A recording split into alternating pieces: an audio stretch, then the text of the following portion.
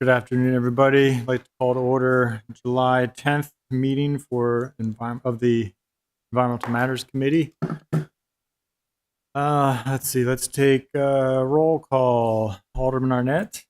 Here. Alderman Finlayson. Present. All right, thank you. Business miscellaneous. Did I get a motion to approve the, approval of the agenda? Second. All those in favor, please say aye. Aye. Is there a motion to approve the minutes from June 12th? Move approval of the minutes from the June 12th meeting. Second. All those in favor, please say aye. Aye. Aye. Carries. Thank you. First up, legislative item 2024. And I think what I'd like to do, we also have a presentation we have staff here present, but we also have the Heritage Commission. So I guess if staff, either city managers or public works, whoever wants to, give us a breakdown on the legislation.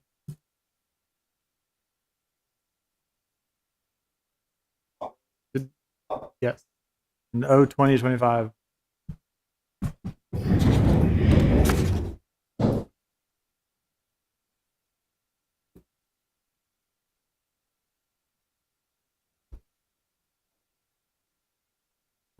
We'll do introductions real quick. I'm Burr Vogel, Director of Public Works. Allison DiMatteo, Engineer, Department of Public Works. Matt Flinner, Director of Central Services. Thank you.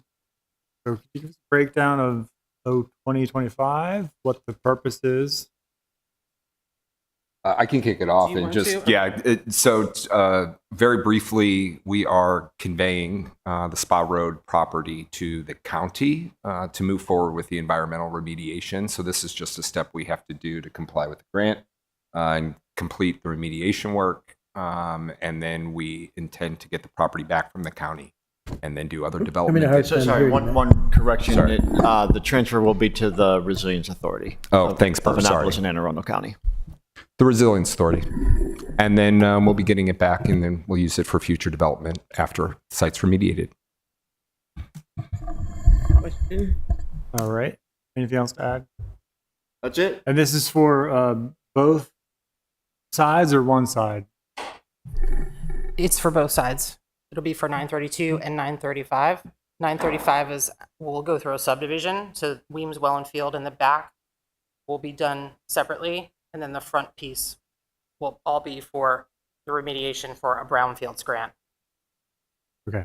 So just to clarify then, it's the northwest and southeast side, or west and east, whatever it is. So Both sides of Spa Road. clarification. We generally refer to the side with the salt dome as the west side, the side with Weems, Wayland Field as the east side. And so 935 is the east side. 935 is the east side. 935 is the east side. It will be split into two parcels, and it will be the westernmost parcel that we're transferring here. Okay, so it's only the westernmost parcel of the east side, 935. And the west side. Oh, and the west. Correct. So one parcel from the east and then one parcel. Correct. Okay. What's the why is the one part, what part's being separated out, subdivided out? Because I don't, I'll take a crack at it. And Mr. Chair, we should have a map in front of us to Yeah, see. is there a map? There's that we can parts. look at? Dude, We should have a map in I front don't of see us one in to the see. staff report, but I may have missed it, fully admit. Weems Wayland Field, we're going to move forward with construction, and we are not including that in the grant application. So we're just separating that area out, as well as I think some of the You need portions to that go are get not a copy and developable. get that attached, because this is not sufficient. Okay, so Weems Wayland Field is going to be separated out because Separated out proceeding because with that the field. city wants to retain ownership and control so we can continue on with reopening the field. The CIP project. Correct. And thank you for the public. We do have a map forthcoming. Can you get that scanned or Oh, can I? the studio? You don't have Alderman, this can I electronically? can I provide you with a current copy? Sorry? That's not my current copy. So could I provide you with a current copy for the public, for public use? sure. I thought you were going to just use it to help guide you, but if it's for public use, But I I'll think- provide you with the subdivision. Yeah, but I think they need to show it on the screen. Yeah, I'm just Oh, saying okay. everything at this meeting has to be It's being, 100% this is being public. recorded and telecast. Yeah, sure, you can show it. But she just said this is not the current map. Did you not say that, or did I? Yeah, it's After- not, after. not the current subdivision, but we can utilize it as a talking point. Do you have a Right. current map With digitally me available? present, no, but I do have it available that I can provide Okay. after. What's Is it different? digital? I mean, I want to see the term. I understand. Well, I guess The if current, you could send the- that to staff because we need to upload that with legislation. yeah, the current is just an adjustment of the property lines based off of review comments. Say that's pretty important. It's minor, right? It's a minor. It's an a minor adjustment. I can difference. talk you through the adjustment. So we'll wait for that. So I will, while we're waiting on the map. All right. So Weemsville has been separated out. The rest of it, which is, I guess, the part where the old building that was taken down, right? The old public works building. Yes. So that, along with everything on the other side, which is one of the current public works buildings, right? That whole side with the salt dome, old salt dome, is going to be also Conveyed. included in this. Yes. Conveyed. Okay. And for remediation on both sides. I know there's remediation on the east side, but there's also remediation on the west that's needed. Correct. It's different scales of remediation, right? I mean, just what are the issues on the west side? Similar? Yes. More hydrocarbons, right, from the public works usage, less so ash from the landfill, if I remember right. Yes. The landfill was the only landfill on the is going to be on this east, side. Yeah, that's and what I then you thought. had Yeah. contamination from the public works use. I Do- think the do we have remediation phase efforts two will be study similar. results? Good question. Do we have the phase 2 study results? Yes. You do. I believe you all have the phase 2 ESA from several months ago. Well, the director did present on that a while back. I'm trying to remember. But I thought that was Mm-mm. very cursory. It didn't really. It only took a few tests. So- There's a complete phase 2, probably 40 ground and soil and water samples. That was completed in January, maybe before.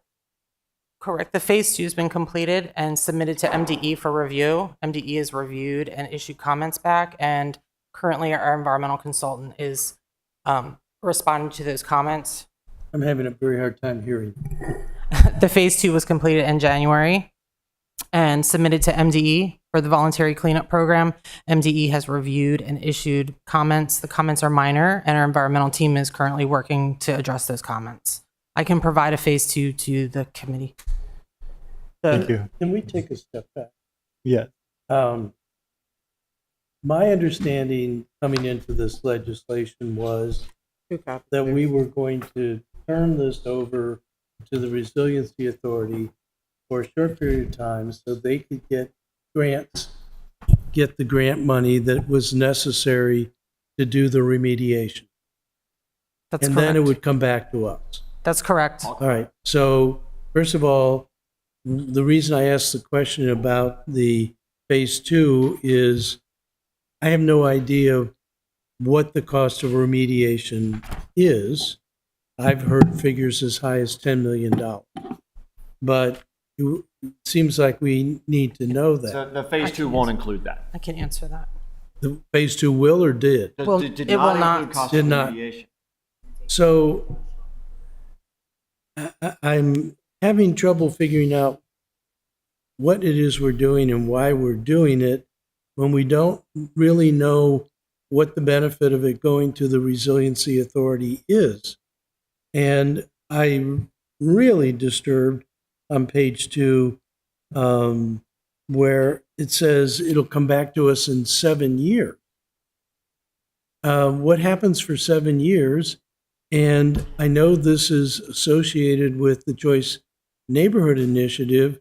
Does that mean the Choice Neighborhood Initiative is It's gone okay, I can answer.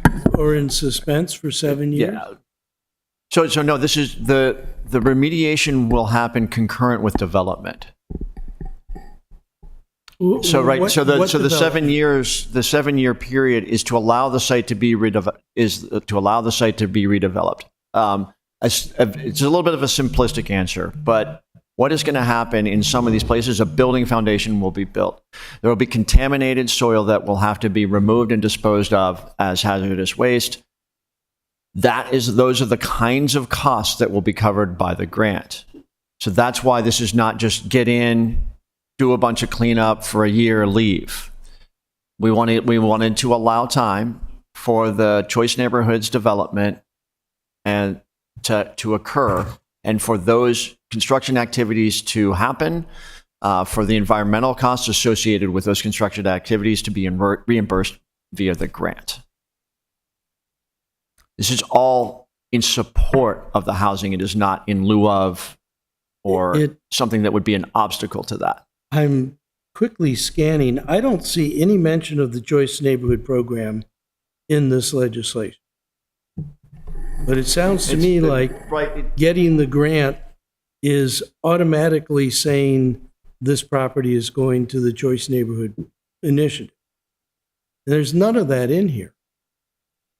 The grant is specifically for the cleanup of the site. It's a $4 million opportunity. The opportunity will essentially be lost. No, but I understand. You So, said it's I mean, cleanup and development. This does not prejudge how we use the site. It does, because you said there's going to be cleanup and development during the 7 years, and then it'll come back to If us. for some reason we don't get the grant or we don't do anything, the property would revert to us. That's what I'm saying. So there's a lot more going on here that is not in this legislation. So there's all kinds of relationships with That's correct. Choice Neighborhood Program, HUD, so Think forth. we had- And actually, I'm really perplexed. The HUD property will come back to us in 7 years? And does that imply some city responsibility to the housing authority? And does this imply, what does this imply in terms of cost of financing to the city? This ordinance doesn't get into This is any of that. simply one step, one mechanism. Its purpose is purely to make us eligible for a grant. It has no other implications beyond that. Yes, it does. According to your verbal testimony, it's going to be cleanup and development. Development of what? That's going to have to be worked out between now and the time we apply for the grant in October. I think it So needs this to be is- cleaned up before we give away city property for $1. Well, hold Right, on. but I really wouldn't consider this giving away city property. This is an administrative step that makes us eligible. It does not give up control of that property. Nothing else is going to happen to that property without our approval. I recognize that this is not all spelled out in some, this is not a comprehensive piece of legislation that shows all of the pieces. But again, this is a mechanism that will make us eligible for grant funding. Well, so It says for the purpose of the sale of the property owned by the I city. understand that. hold on. But we're selling it to ourselves in essence. The Resilience Authority is part of us. We are Right. not a majority on the Resilience Authority. We Yeah, are a minority. we- We have one seat. We have some other questions. So, We do. We'll come back to Alderman Arnett, but Alderwoman Finlayson? Well, I share Alderman Arnett's concerns. This is extremely vague, and I feel like we're being deliberately left out of the facts. The Resilience Authority is made of a majority of counties. So what's the guarantee, first of all, that they're going to accept this and that they're going to pursue the funding at the $4 million, if that's what it is? Okay, there's nothing that speaks to that. And more of the guarantee that it's going to come back to us without any financial obligation on the city. Okay, so So I think help maybe me. some of these questions we should bring the law office, planning and zoning, HACA, if you want to have a full briefing on the overall way forward for the site, that would be appropriate. Well, then we should just postpone the action on this legislation until we get the appropriate parties in front of us. Fair enough. To give us this legislation without a map attached, I'm looking for, and part of it's my ward. I have every right to expect that all the information would be provided. Okay, Williams Whalen, which I've been fighting for years about, is near and dear to my heart. And according to what you said, it's cut out of this piece. I don't understand how Williams Whalen has a certain level of contamination and property around it does not. How does that work? So where, Would you like to talk about that? if you can answer the can. question, absolutely. But, Okay. we need things in writing so that we can refer back to these facts as they're provided to us. But yeah, by all means, tell me how that works. All right. So Williams Whalen has a small amount of a low level of contamination from the ash from the incinerator. And that contamination, as you mentioned, is all over this site, right? Both the parcel where the field is, as well as the parcel that's closer to Spa Road. We are keeping Williams Whalen under our own control Got so that we can move forward with constructing the new field under the capital project for Williams Whalen Field. Can you That tell us- remediation will happen without the support of any EPA funding. That will With be that support of what? without the support of any EPA funding.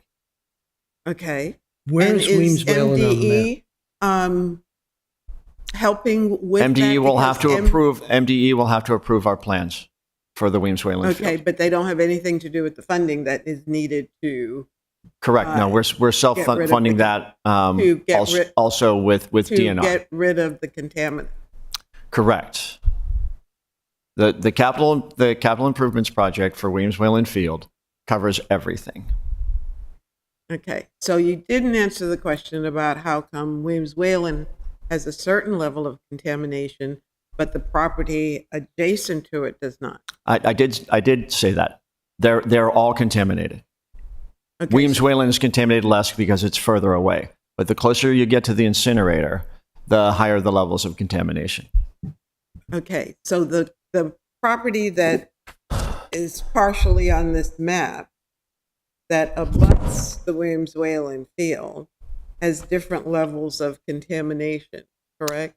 Yes, there are various levels of contamination throughout the site. I would recommend taking a glance at the Phase 2 environmental site assessment when you get a chance. Okay. Does the report that you sent us speak to the different levels of contamination throughout and the cost for remediation? Which report are you referring to? That was my question. Which report? The phase 2 report? The Phase 2 report. Yes, that speaks to the contamination types and those levels. The phase 2 will speak to the contamination types and those levels throughout the entire site, both this portion and the portion on the other side of Spa Road. And the remediation that we're seeking through funding from the Resilience Authority? No. No. The remediation funding is coming through an federal environmental protection agency brownfields grant. For which piece of property?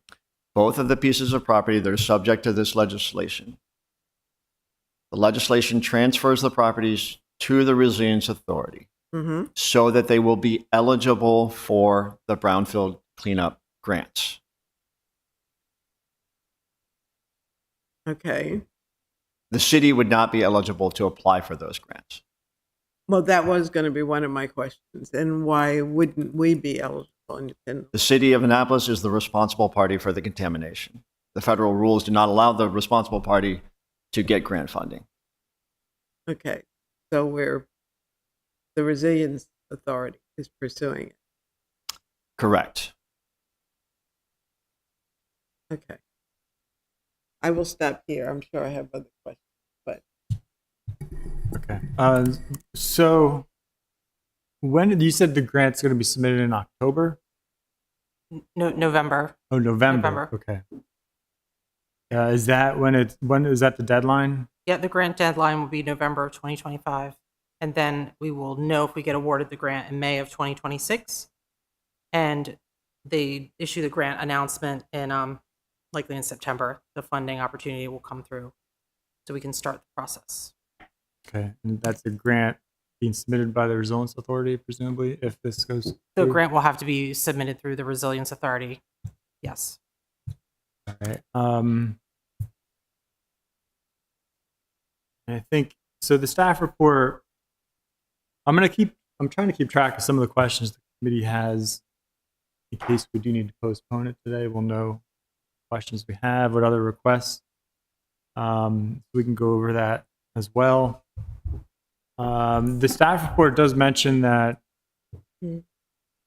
public works operations would need to be relocated before the remediation can occur. and that Correct. On the portion with the salt dome and the storage yards. Yeah. Yes. Yeah, and I guess some of the confusion on my part, and I think perhaps our part, is I'm trying to remember. I don't think we have received a briefing on the phase 2, so I think that'd be good to understand as far as the level of contamination, because I do remember the concentrations on the east side, and that those were in clear conflict with any potential future redevelopment opportunities, right? But as far as the west side, I'm not so clear or where exactly that contamination is and how bad it is. But presumably levels were found that require remediation before any kind of redevelopment Yes. or residential redevelopment. Yes. If the committee would like, our environmental team is willing to do a presentation on the phase 2 so that you could understand fully the scope of the research and the findings. Yeah, that'd be good. did MDE test West Side?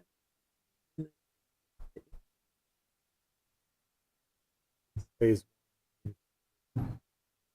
That would be good. Thank you. We'll get to Jackson if we get them on the agenda for the next meeting.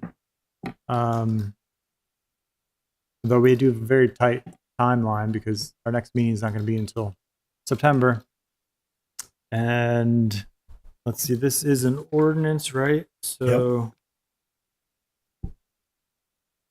but we are, I think, are we the only committee that this is on to? Yeah. On the rules. Is it going to?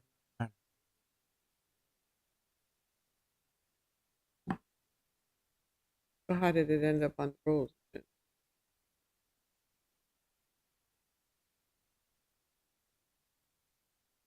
Wow.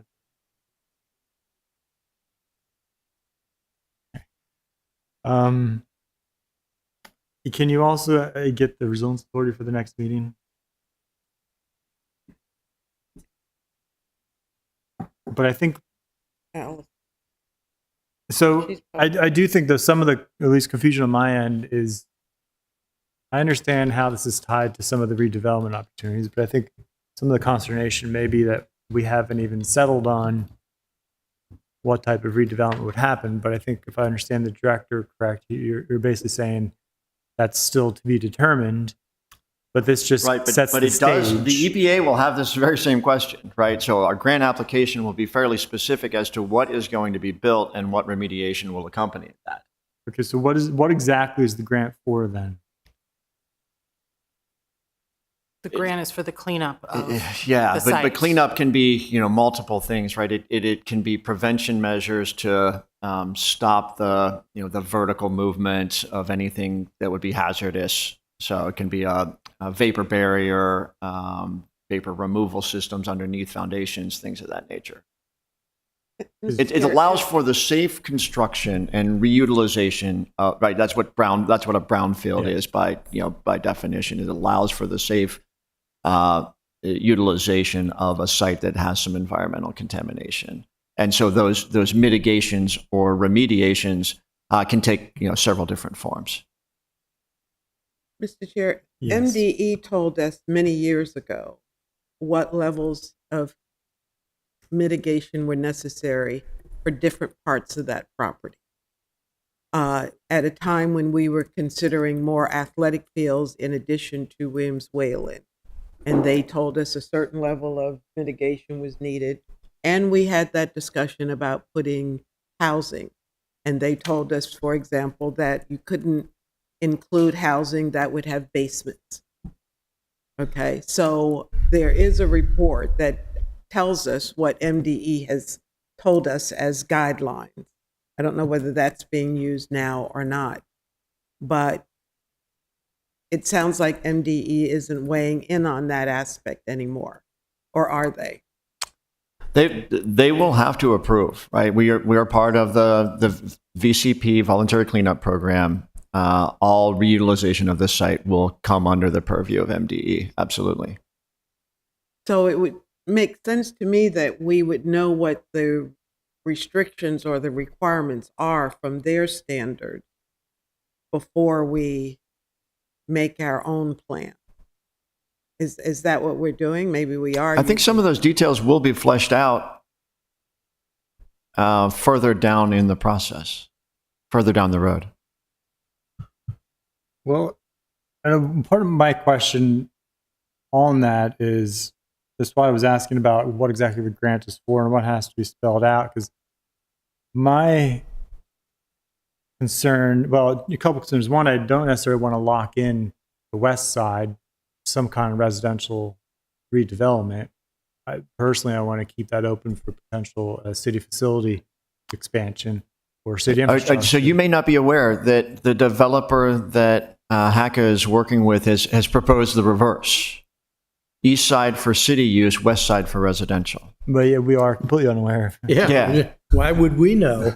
Yeah, right. Well, so but part of one of the reasons why I'm asking, I'm just that a money guy, right? I'm just here to try to get some money for the project. But one of the reasons why I'm asking that is because if, for example, like what's the most cost effective? If the west side is not going to be used for residential and just going to reconstruct another city facility of some kind, would we still need to do full remediation, or could we just put on a new city facility if nobody's living there? Even then, this grant funding would be helpful. I mean, right? So let's say we're going to do some sort of commercial use. There are the standards for cleanup would be less stringent under that use, but there would still going to be some amount of hazardous material that's going to have to be disposed, right? Just in dealing with excavation. Those costs could be covered by the EPA. Yeah, if they're if they're needed. I mean, because some of it can just simply be capped, right? Some of it for Right, but residential needs to be that's still excavated. even a capping is a something. Yeah, Even with that, that's bringing in some clean fill yeah, and likely some sort of barrier. right. So, right. Again, this legislation that's in front of you is purely a financial mechanism to allow us to tap into some federal funding. And absolutely, question the law office about some of the questions about, well, what are the uses that could the Resilience Authority go out and do other things that we wouldn't necessarily like? These are perfectly valid questions. Not for me though. Well, yes. So I'll go to you next, Alderman. So the grant. I guess my concern is the grant. Would the grant lock us into particular use, or could we use that remediation money for just period to clean up the property, regardless of what we're going to do? That's correct. The grant doesn't lock you into the development. The grant requests that you show what you're thinking about doing with the property, but EPA has told us that they understand that there can be changes as designs progress. And so yes, the money is there for the cleanup, no matter what we ultimately utilize it for, whether it's for housing or another type of development. Thank you, Alderman Arnett. Yes, thank you, Mr. Chair. So several questions. One, It feels to me very premature. We have no idea what the cleanup costs are going to be, and whether or not we'll get the grant for that. And I think that's an important thing to know. I think Could we pause there? Pardon me? Could we pause on that point? Yes, It sounded please. like you were going to move on to another one. Yeah. Okay. So you are saying that this step feels premature because we don't have a fully fleshed out plan of what's going to be built, what exactly is going to be remediated. No, I'm not even going. I'll come to that later. We don't even know what we're getting by going to the Resiliency Authority because they can get a grant for the remediation. We don't know what the remediation is costing yet. And so could I ask why that cost is so significant to know right now at this stage? Well, maybe they won't. If the cost is $10 million, maybe they won't be able to get a grant for $10 million, particularly in this environment. Then what happens? So, right, $4 million, if that's all we get, is better than us having to cover between us and our development partners with HACA and the developer. If the cost is $10 million and we get a grant for $4 million, that's $4 million that don't have to come from a city funding source one way or another. I know. So but that it $4 million does- is helpful, right? Whatever it is we get is helpful. That's why we're going through these steps. Right. And because of the timelines on this grant, this will be the last year this funding is available. It's not been reauthorized. It's not something we can take a bite at in 2026. We either decide like, hey, look, we're happy to take the federal government's money to support the plans that we have for this site, or we say, no, thanks, we'll just figure it out ourselves. And that's fine too. Well, on that point, did you have an estimate of the cleanup costs that you have to submit with the grant application? Like rough engineer's estimate? Not yet, because it's a little bit to be determined. We're currently working with the design team for the choice neighborhoods and our environmental team to come up with those costs. I think Haley Aldrich did provide me some preliminary numbers based off the phase 2, and it was approximately $4 million, a little bit less. So I think we really need to have a better feel, because if we do this and it is more than 4 million, this implicitly, if I'm understanding these 6 items here, commits the city to the rest of the costs. No? The city shall be responsible. Well, that's for the transfer costs. The resiliency accepts it as is condition. So what if the grant doesn't cover it? Is the Resiliency Authority responsible for the additional money? No. Who is? No. So let's say nothing ever happens. That's a good. We don't get a grant. The development, for some reason, is not able to move forward. The property will simply revert to us. But that's actually was going to be one of my next questions. Do we still have a liability to clean up? If we don't use it, do we have to clean it up?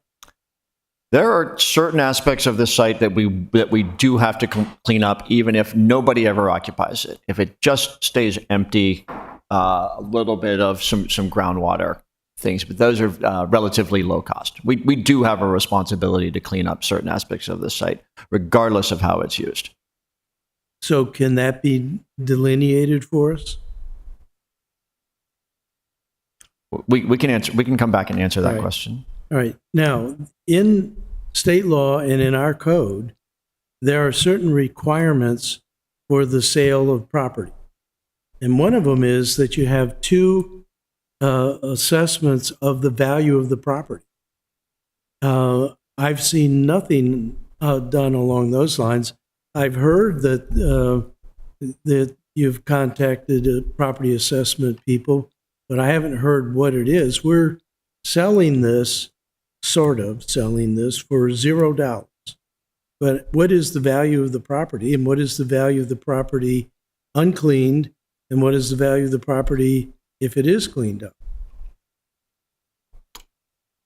I mean, I think you kind of answered it there when you said that we are seeking appraisers, and I would expect that will have to happen before council before it comes to full vote for council, because as you said, it's a requirement of the code. So this is scheduled for a public hearing Monday night before the city council, which I think we really have to reconsider that. This has already had a public hearing. I have the Hmm? sale of city-owned property is for July 14th.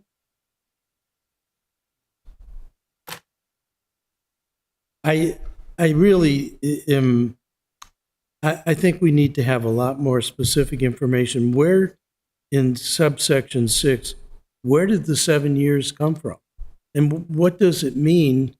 It says the deed transfer shall include a reverter clause provided that the resiliency authority ownership of the property shall revert to the city 7 years from the date of transfer. Suppose this all goes in this really unknown, largely to the public, path where it goes to the resiliency authority, it gets cleaned up for $4 million, a real estate development goes on east side or west side, which I think we need to know a lot more about. What does that mean when it comes back to us? Do we own now the Haka property? Yes, right. The Haka property would be developed under some sort of a ground lease.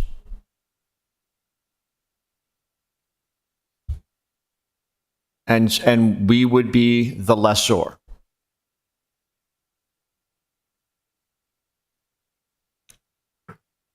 Early on, while the property is owned by the Resilience Authority, I mean, I think we're drifting a little bit of the way out of environmental matters, but we were kind of here to explain some of the environmental aspects and a little bit of the why we're doing this. Getting into the mechanics of these legalities is, I feel, is probably best to do with the law office. And I did But request. again, the idea is if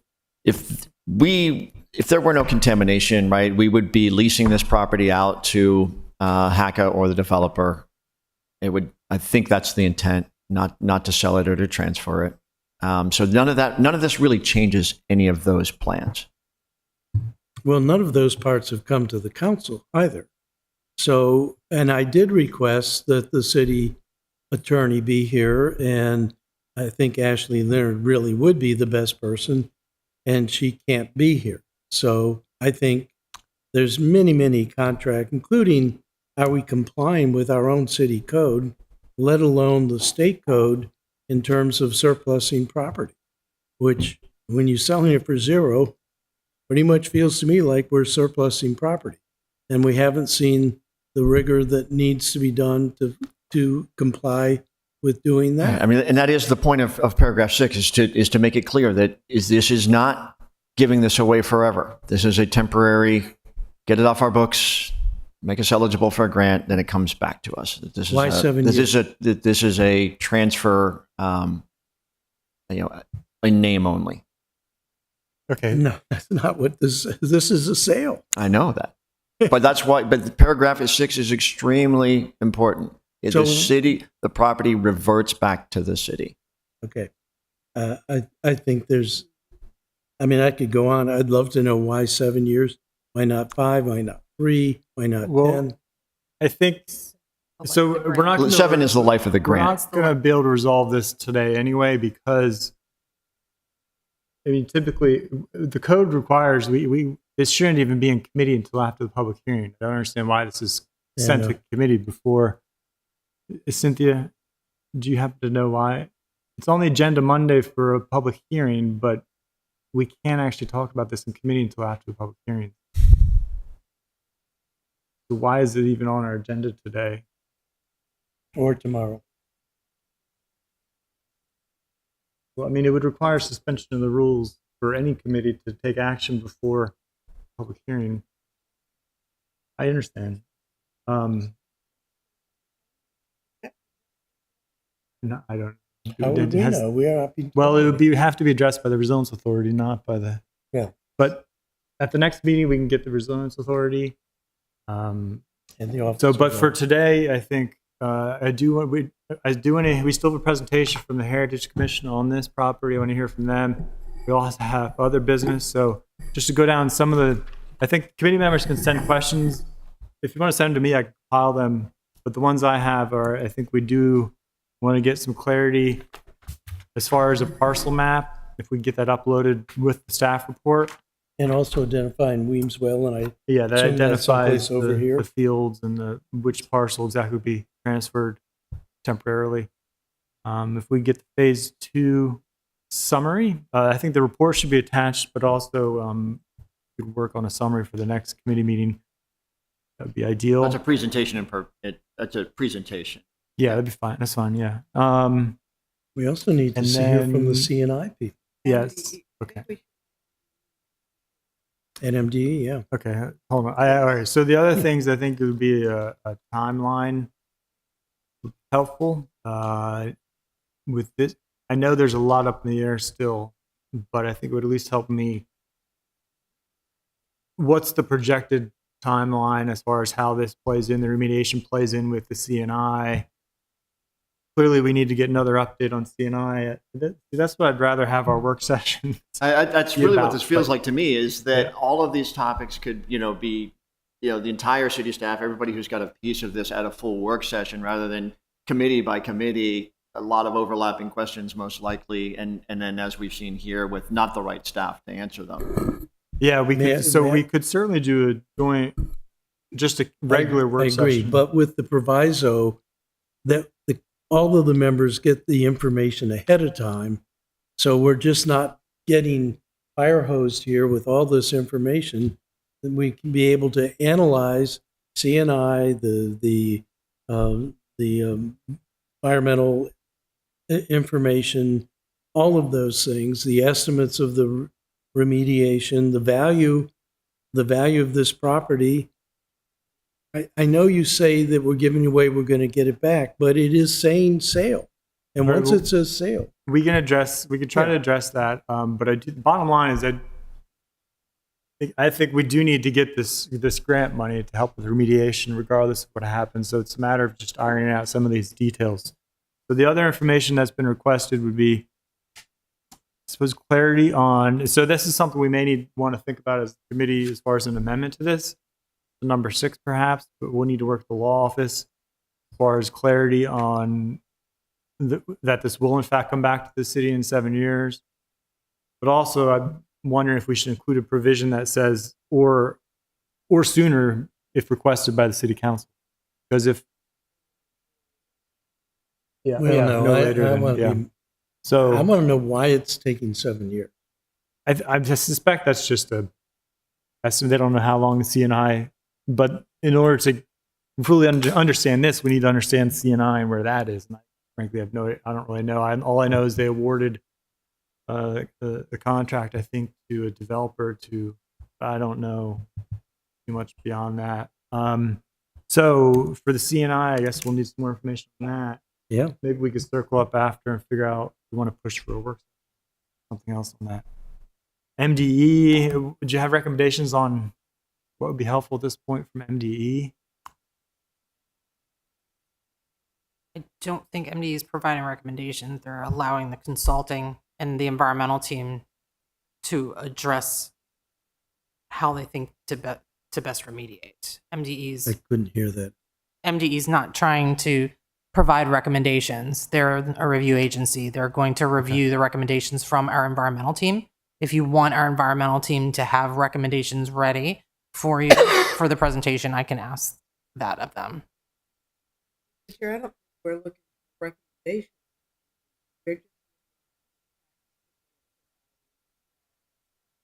As far as levels of contamination on, calling it all 3 pieces of property, one being Wynn's Whaley. Right. So the levels of contamination, you mean the level of contamination that is there? That must be mitigated. So the remediation standards can be found in writing. We don't need MDE here to tell us that. But they're But our the ones. consultant can get that information. Well, and that's fine, but they are the ones who are going to evaluate it at the end of the At day. the end of as the to day, whether- all of our work will as have to be approved by whether- MDE to make sure that it complies with their standards. That is correct. As I was trying to say, they're the ones at the end of the day who will determine whether we're in compliance. So that's why I said MDE. If you feel someone else can provide it, as long as it's the accurate information from MDE. Okay, yeah, and it sounds like we can Cleanup standards, I think, is really what we're going. Yeah, I think we can get that information from the consultant. Yes, the remediation requirements, general overview of the contamination, but I think we'll get some idea of that in the phase 2. As far as C&I, I know this. Is C&I mentioned in this resolution? Mm-mm. No. So I guess that's an still ordinance. up in the air, though. I'm And, wondering. and ground lease isn't mentioned. All of those things that are, All right, we'll have to give that some more thought. But is there anything else I'm missing on this? Mr. Chair, I would Yes. like a simple answer to the question, why sale and not transfer? I think it concerns all of us that we're talking about the sale of our property to the Resilience Authority. Sounds like a law office. Right. Okay. Why just not transfer, which is more tentative than, And then I think Sale the sounds other permanent. question we had was for law. Question on a guarantee that this will come back. right. That's part of the sale or transfer. And all right. Anything else? Level of contamination. And Ms. Jackson, I will send this to you. Well, I think I would like to ask the question as to whether, For us or staff. I'm trying to talk to staff, why we couldn't just offer this property to a purchaser as is. Is there some restriction that would force us to clean it up before we give it or sell it to someone? That's a question.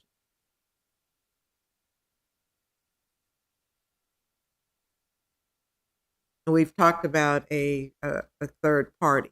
So obviously there's somebody who is interested, tentatively maybe, in owning this property.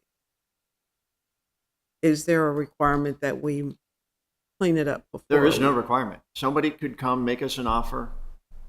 City could accept that offer, sell the property. Okay, so They has would that, have that responsibility. right. Yeah, Yes, they, of right. course. They Of course. become responsible for any cleanup at that point. Right. Absolutely.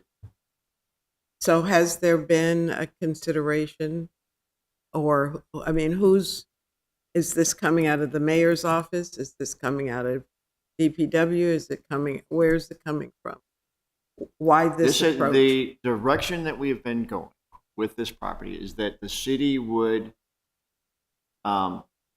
maintain responsibility and to not divest of the property has come from the administration, I will say. City manager and mayor all along throughout this process. It has always been conveyed to me that the city is not interested in selling it outright. Okay, well, it's unfortunate that we didn't have that discussion. yeah, I know, but typical. All right. Well, I think that's So I guess all we have Yeah. from staff.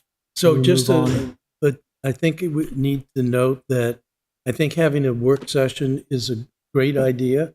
So everybody's hearing this at the same time. But then either after the work session or some subsequent time, it will have to come back to committees because we don't vote on Right. legislation in a work session. So Mhm. if there's some notion that this is going to be happening quickly, I don't see how it can. Personally, do I think whatever the value of this property, we should do it quickly.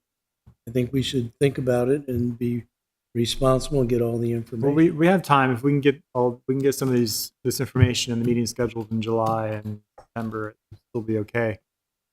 All right. I think that's all we have from staff. Thank you very much. Thank you. Mr. Warden from the Heritage Commission, would you please join us and give us your presentation? Ms. Jackson, could you get his presentation up?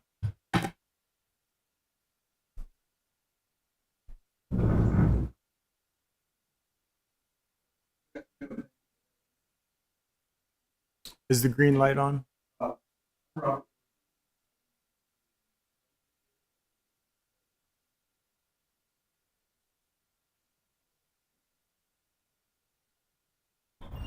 Now it's brighter. Now you can hear me better. I'm sorry. I'm Robert Worden, Vice Chair of the Annapolis Heritage Commission. And at its July 2nd meeting just last week, we passed a resolution directing me to come to this committee meeting to talk about the property, the DPW property as well. I was surprised to see my presentation on the screen. I do not want you to suffer through. This is a long presentation that I gave to the Annapolis History Consortium several years ago. In fact, in 2018, I have paper copies, and I think you also have She'll take. the digital copy, but you're welcome to the paper copies. And I also have brought, the reason I'm here is not so much as vice chair, but I've done intensive historical research of the Civil War era on this property, the west portion, a little bit on the east portion. And, okay, fine. Thank you. Thank you.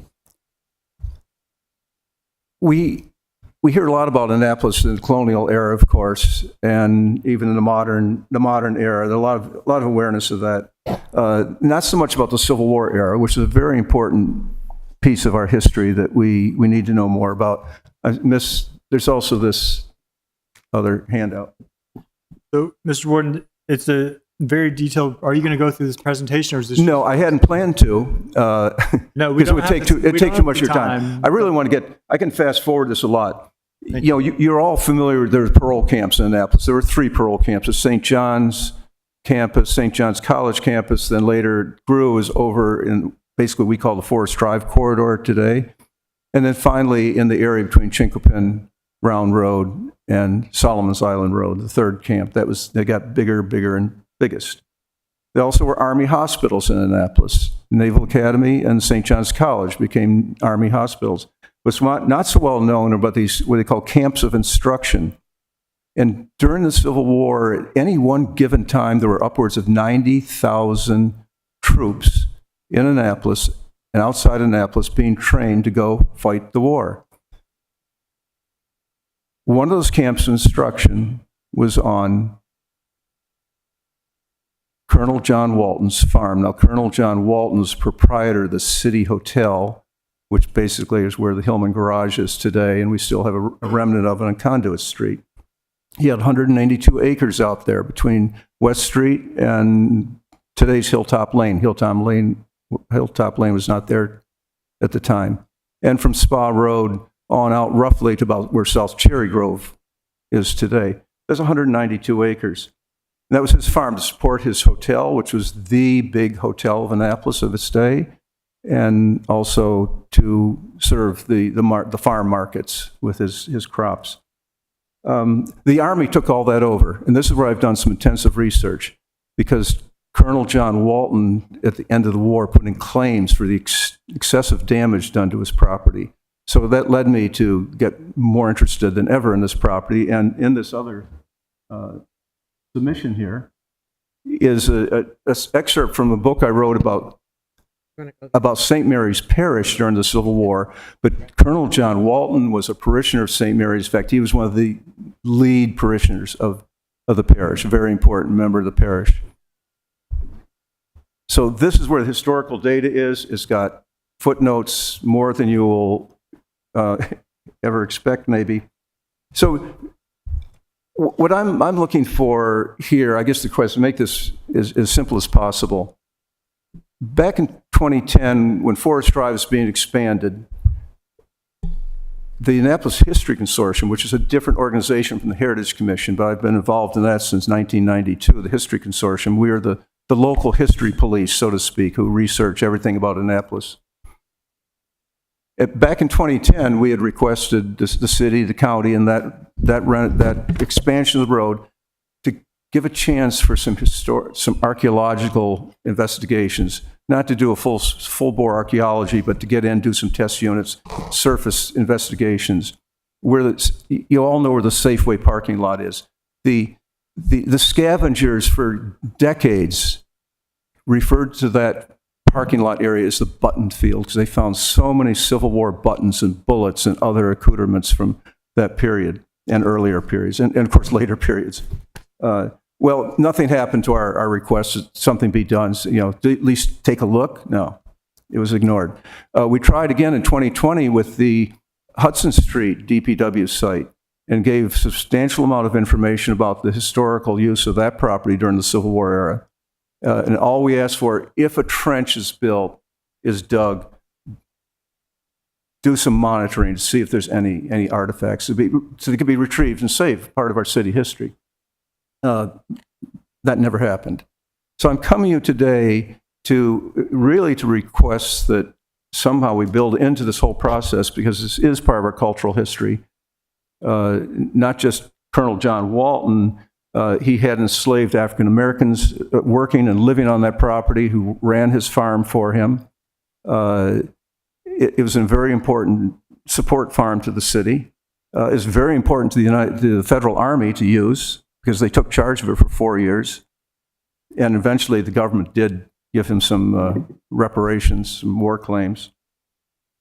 But to build into this process, let's take a look, a surface investigation. Now, I know the eastern side of the property has been much changed and has been leveled and re-leveled and filled.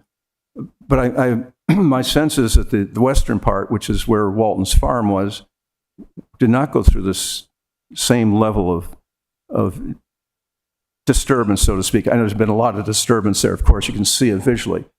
But how far back does that property go? There's into a wood line. That would all been cleared during the Civil War period and was used as an encampment. And I do want to point out, I've skipped my own note, that parole camp number 2, which I said was along the Forest Drive corridor, included part of Walton's farm. Not as far up probably as the DPW site. So this is information to the other historians. Well, gee, we didn't know that. Well, the documentation I found in the National Archives, some 500 pages of documentation, it says, yeah, this is part of the parole camp. So that's a very important part of our history, our city's history and culture. So what I would be looking for is a surface investigation where some archaeologists just walk the property. Is there anything, the potential areas, it's been totally disturbed, there's nothing worth looking for, but do it. Have that investigation. And then to have the opportunity, either during the remediation or during construction, whatever that may turn out to be, to do some sample test units in these likely spots. Archaeologists can see things that the rest of us can't see sometimes when they're going along just the surface. They can find a spot. Okay, let's try this. Maybe find something, maybe not. We hope they do, and we preserve a little bit of that our city's history. And then to monitor any excavate. Once, I know you've had this big discussion with the DPW people, when construction, whatever that is, begins, that the city require that there be monitoring. I'm not talking about full-scale archaeological digs. That would be wonderful, but I don't think that's going to happen. But to monitor this, to capture any artifacts that might come out of the ground. That's basically my pitch. And from the Heritage Commission itself, from my personal standpoint, and I was getting a little bit adrift of that for this other discussion, is the question about what should be the disposition of this property, and I would hope that maybe some of it could be saved, especially that western part, which is near the Bates Legacy Center, the Senior Center, near the Spa Creek Trail, but maybe that could become more of an amenity for the city. Maybe some of the other side too. That's a personal part. The Heritage Commission doesn't have a dog in that particular game, but I wanted to add to that too. But I'd be happy to answer any questions or add more details. Thank you. And so any questions from the Not a question. It Alderman Arnett? seems to me that what we need to consider from the council perspective is a resolution allowing some kind of monitoring by the Heritage Commission. But it's really the city staff, Matt and city manager, in coordinating with the DPW and others. I have no idea how much time it would take and how much potential interference the monitoring would take, assuming that we do any of this. But I would certainly be interested in thinking about sponsoring a resolution after we get the facts about interference to allow monitoring. I mean, part of Annapolis is its long, important history, and I think I wish Alderwoman Kendall Charles were here. I think celebrating parole and the important part that it had in our city's history has always been important to her. So I find sympathy for this request. Alderman? Yeah, Mason? I agree. For some reason, I thought we had an automatic response to construction, and maybe it was just in the historical district. But I thought that there had been some acknowledgement that there would be even a cursory evaluation before construction was allowed to continue.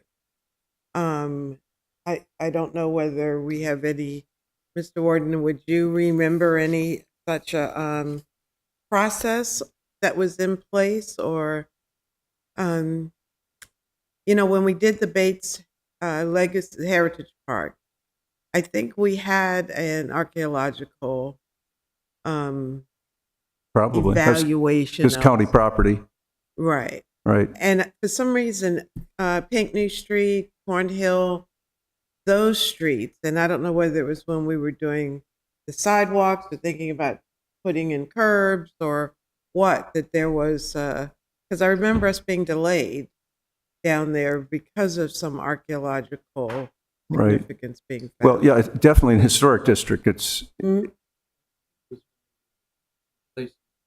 Yes. So, they were. I think So- within historic district, of course, and when they were doing some work at City Dock 4 or 5 years ago, I think 1 or 2 days of an archaeologist down there, and she was monitoring a trench, and she found some artifacts. She got down in the trench in the mud and found artifacts, which I don't know what happened to them, but they were discovered. Outside the historic district, it would be wonderful if there was, because there's a lot of history outside the historic district that we need to pay attention to. There's hundreds of years of history outside the historic district. I wouldn't encourage. I think I've described a very kind of a minimalist approach of a surface collection. That's maybe 1 day, 2 days of someone's time, professional's time. Maybe a test unit or two, if they find something, a likely hot spot, that could turn out to be some weeks maybe. However, what happens if they find human remains, which is possible on a property like this? If there's some truly undisturbed land, well, that's a whole nother game then. And that would have to be, that also has to be addressed. So don't think we're looking for something, a major project like Historic Annapolis and University of Maryland got involved in. I was involved in the archaeology at St. Mary's. 5-year project over there is all done through grant money. The city may have put a little into that. Mostly it's county and state money. But yeah, I would encourage anything that this committee can do. Yes, thank you. thank you. Did you have anything else? Mm. So yeah, thank you. Good to hear from the commission. Please share your wishes on this. I think Ms. Jackson, if you could add to the list that I just emailed you, the law office could work on an amendment. I think even if it's just a whereas in the ordinance that mentions, just so this is on the record, mentions the Heritage Commission's findings as far as this being as part of the camp. I think the committee, we may want to think about, because I do think it should be connected to the remediation. The ordinance is just about finding a mechanism to get money to do the remediation, but where the remediation is going to come into play is with the CNI. And so I think the bigger question is, how do we get the awareness of the potential history and the need to do an archaeological assessment or monitoring? How do we get that attached to the CNI? And to the Alderwoman's point, I think many years ago, I was looking at legislation to try to figure out how to require archaeological assessment or monitoring, like you mentioned. And I don't believe there's anything currently in the code, but it is a general practice in the historic downtown. But what I was thinking is maybe we could give some power to the commission to at least give a recommendation to staff or to make it known when particular projects, in your judgment, should have some kind of monitoring. That's Okay. kind of what I'm thinking. So let's see. I guess that's about it. Do you have anything else you want to add on this? No, just thank you for giving me some time. Appreciate it. Oh, I did have a question. Do you know where the primary structures were for the farm or for the slave quarters? In my presentation, the maps were submitted to the U.S. Court of Claims, and that shows where the structures were. Okay. So there were some. I think there were some on the DPW site. There were others. The headwaters of Spot Creek is right next door to DPW, and there were some on both sides of that creek, but up on the hard land. Walton had dammed up the creek there and had a pond there for us to make ice in the winter. The cavalry came in and had their horses drink in it, so you can imagine what that water tasted like. Interesting. Okay. Well, thank you All right. again. And Thank you. yes. If I may, Jackie Guile, Deputy City Manager for Resilience and Sustainability. So I just sent a message to John Tower regarding whether there has been any archaeological assessment or survey there, any plans to do one, or any monitoring. So we'll wait to hear back from Mr. Tower. Okay. And then also, I heard a comment earlier that about the membership of the board of the Resilience Authority. That the city only had one person on that. There are three members on the board that represent the city. Voting members? Sorry, excuse me? Voting members, though? Voting members. I thought we had one voting, but we had other staff like yourself. So the Board of the Resilience Authority is composed of 12 members, 3 of which were appointed by the mayor, and then the remaining 9 from the county, voting members. Then there is a separate advisory committee that is made up of staff from the city and the county. Who are the voting members for the city? It's a good question. They've rotated, and I don't remember off the top of my head who they are right now. I apologize. I can find that out for you easily. Yeah, it'd be good to know. Okay. So let me repeat. So there are 12 members of the authority, 9 of whom are county appointees and 3 are city appointees. That is correct. Thank you. You're welcome. If the rest of the committee would be Okay. agreeable to this, I'd like to move Mr. Meekins up on the agenda before the resilience update. I can ask. Oh, sorry. Thank you. Yes. So I make a motion I would love to get a okay. Motion to put. There's a motion to postpone the I'll second ordinance. Okay. Okay. That's on our next meeting. All those in favor, please say aye. Aye. The motion carries, and we lost our law office representation, but well, Ms. Ritter was here, but Well, she left I'm just before the thinking we discussion. should probably, Ms. Jackson, I think you're gonna be willing to have somebody notify the committees that they can't be taking final action on this until September. Thank you. Well, rules is tomorrow. I think I don't think we're going to have a different outcome. we have representation for rules right here, so I don't think you have to worry about that. I don't know what is it? Economic matters. But I did make a specific by email request that the Office of Law be here for this meeting, because I knew we were going to get I into saw Well, she something had from Mr. something- Yeah, Lyle. I- She had a personal issue come up. But I think Ashley is probably the best person from law, but she's not the only person. it's a Right. good point. But we're only the council. We Yeah. don't really matter. Well, make sure someone from the law department, hopefully Ash, is there tomorrow. Well, I mean, Megan, personally, I see more value in getting an update on the CNI than I do on some dock expansion, city dock or marine expansion. Who is? Holy cow. All right, Mr. Okay. Meekins, thank you Melissa for will your be there patience. He's being entertained. So you want To say you the have, least, always. Could you introduce yourself and then highlight any kind of updates you may have? Sure, absolutely. Thank you for having me. Mike Meekins, Senior Planner in Current Planning, the Department of Planning and Zoning, City of Annapolis. Again, thanks for having me. And the purpose of my visit here at your request is to give you a brief update on several of the, brief update on large scale development projects that are currently in the permitting process and or being actively developed at this time. So I've provided a spreadsheet via email to you. Actually, there are two versions, and the second one I also printed a hard copy just because I found a couple edits that I could make. So with that in mind, just generally noting that to read the spreadsheet, everything in blue really has not changed since my last appearance here last month.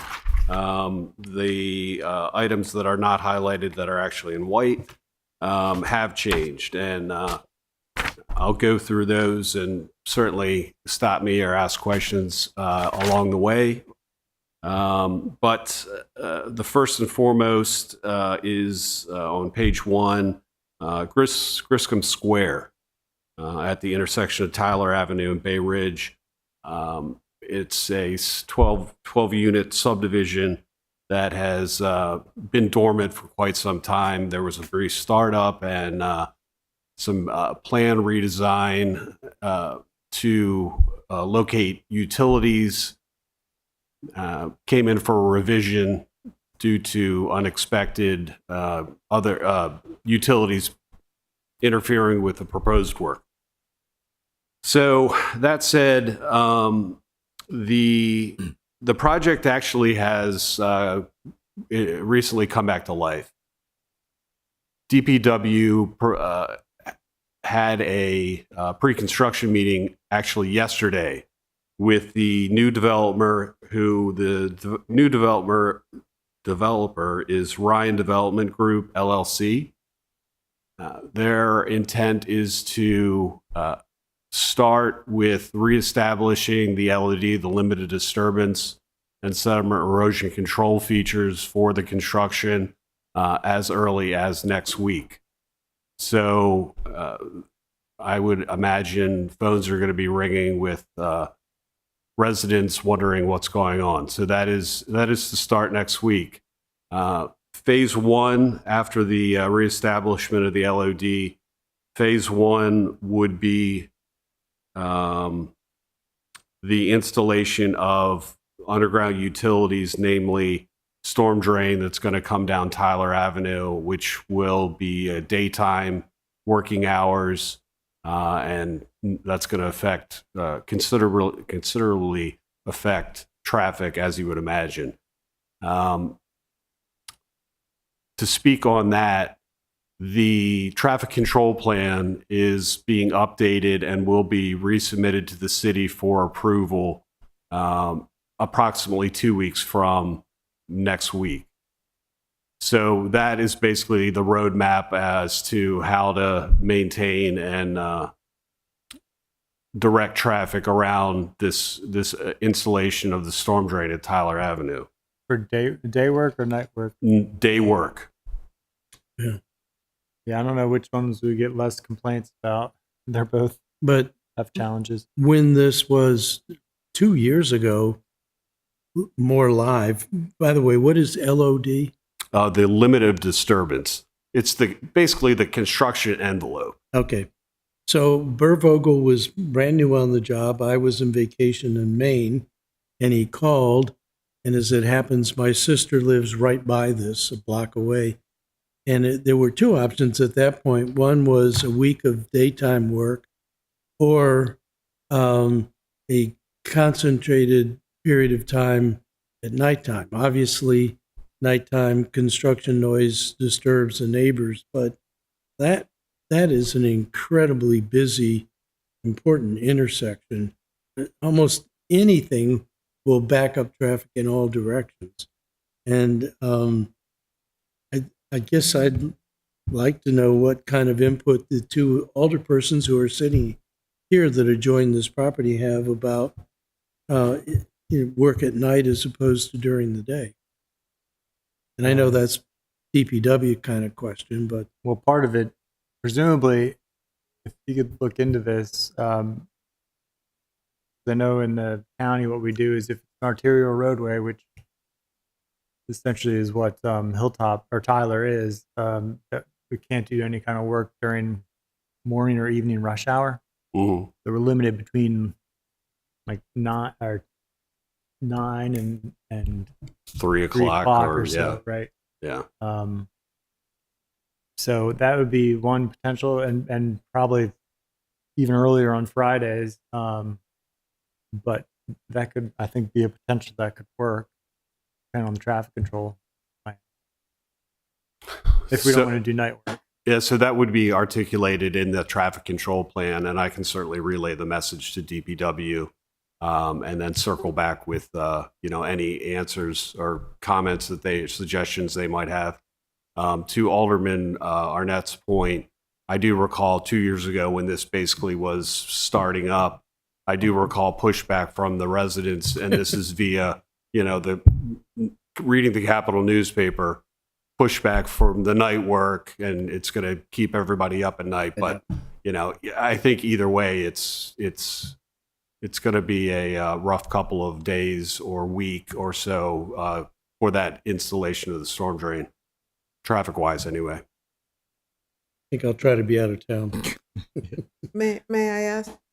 Tyler Avenue is a very wide street. I would hope they'd make every effort to not close the street. If they're over in Ward 8, then they have to close the whole street. But in Tyler Avenue, I would think that we would ask them to make every effort to keep a lane open. Yeah, I have not seen that plan, and I would imagine they're well aware. They're going to have, companies such as like Flagger Force, who basically come in and they put cones up, signs up. They have personnel stationed to direct traffic, whether it's close a lane, from time to time, and have one-way traffic.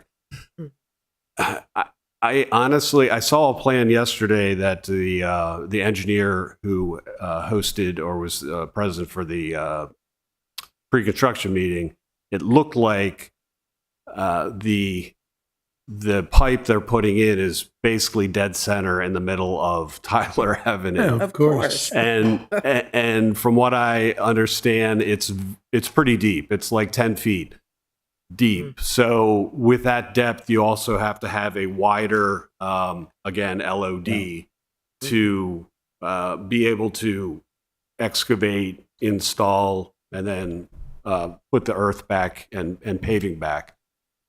So I understand your point, and it's noted. I will convey that as well to DPW.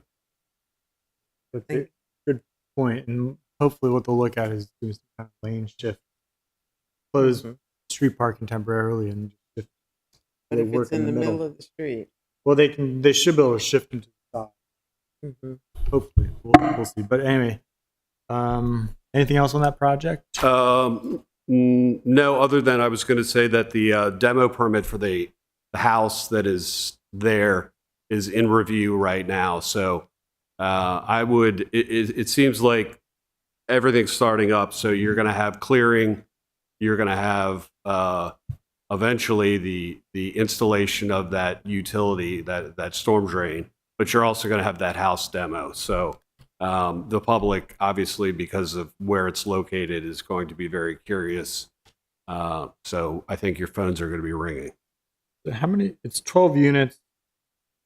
So they have what, one or two MPDUs?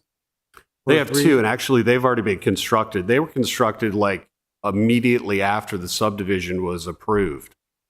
There were manufactured homes that were brought in and assembled. So as you take the right off of Bay Ridge and go up the hill on Tyler, those first two houses on the left-hand side are the yeah. MPDUs Oh. for this subdivision. Right. And they've been, they've been there for a while. Yeah, Yeah. probably 10, 15 years Yeah, maybe. Yeah. I don't understand that. How do they get those as MPDUs even prior to the approval of the plan? So I don't know the lineage. When I said the approval, I meant the subdivision. But honestly, I don't know the lineage and the background. So I don't know. My mind thinks that there must have been a condition in the approval that they can get separate grading permits for those units and get them online prior to the construction of the rest of the development. But I don't know the answer to that question. Well, this is one of the infamous zombie permits that have been around yeah. for a long time. Just going to ask about that, and also where are the raccoons going to go? And the vultures used to live in one of the true. houses. Yeah, you answered all my questions. I would love to have this project honor some of the changes that come about with the Tyler Complete Community Initiative. I know they already have all their approvals, but it'd be ideal if we get them to agree to some of those. Isn't it close? I mean, it's close, but it's not included, is it? They're both all in the same. It's in the same neighborhood. Yeah, but it's not in the Tyler, the overlay. Well, I don't know. Is it in the? Do you know if it's on the overlay? A proposed overlay? So it is, and I actually talked to Mr. Lashinsky about this, and it was included because it's more or less the one bookend of Tyler Avenue as well as the other bookend of Tyler Avenue along Forest Drive. He really tried to point out that there wasn't much they could do with the Tyler Avenue Initiative project on that site, just simply because it was already approved. The plans have been approved. But I was looking at the plans yesterday, in fact, and they are providing some improvement, walkability. There's going to be a sidewalk from the intersection there, right at Tyler Avenue, as you go up Bay Ridge Avenue towards Hillsmere. There's no sidewalk there now. So, I mean, that is in the grand scheme of things for comprehensive planning, that's a plus. But it's included in his in his maps and materials, but there was really no plan for that that corner. Well, just to guess, kind of, I think I may have mentioned this before, but and I know I mentioned it with the Tyler. There's the effort to reconstruct, get a redesign for Tyler Avenue, and I've mentioned before that I'd like them to look at converting that traffic signal to a traffic circle at the intersection. And so At at what intersection? at the intersection of Bay Ridge Avenue and Tyler. Okay. So I don't know what kind of right of way we have there or what's being proposed as far as their improvements, but I guess one of my points is the proposed pedestrian improvements by the developer they should probably get put on hold until we figure out what we're doing with that section of Tyler Ave. I'd hate to have them install a brand new sidewalk, then have it get torn up. Because that's I think the first project on our list to actually have a road reconstruction on. So anyway, we might need to coordinate with Public Works. Understood. I don't know who the PM is for that particular project. All right, do we move on to another project? Parole Place update? Yes. So really, Griscom Square was the meat of this update, but Parole Place, I have that unhighlighted just because I wanted to mention that the applicant, the developer, has submitted their subdivision plats for review, which, you know, they, as I recall, I was in the hearing, but the plan development was approved last year around this time, and it's taken a while for them to get the plans, the subdivision plats in for review for whatever reason. Anyway, they are in now, which is a sign that things are progressing. Once they do get the subdivision approval, which has been conditionally approved by the planning department, but once they're reviewed by city staff, DPW, and current planning, they will be signed and recorded, and that would be the mechanism for many things, but it would be a combination mechanism for fee simple lots, and then the thought is once they have that recorded, they can come in for building and grading permits. I don't know their timing on the building and grading permits, but just to let you know that those plats are being reviewed currently. So that project is moving. Alderman Arnett? So I guess maybe I'm not as facile, but I thought over in the approval status, the subdivision was 2017. All of these things have 2017 dates. So sounds like something newer than 2017 has happened. So with respect to the subdivision, the 2017 was there, the tracking number assigned to it when it was originally submitted. Okay. So they had a preliminary plat approval with the plan development, and now they've come in with the final plat. Okay.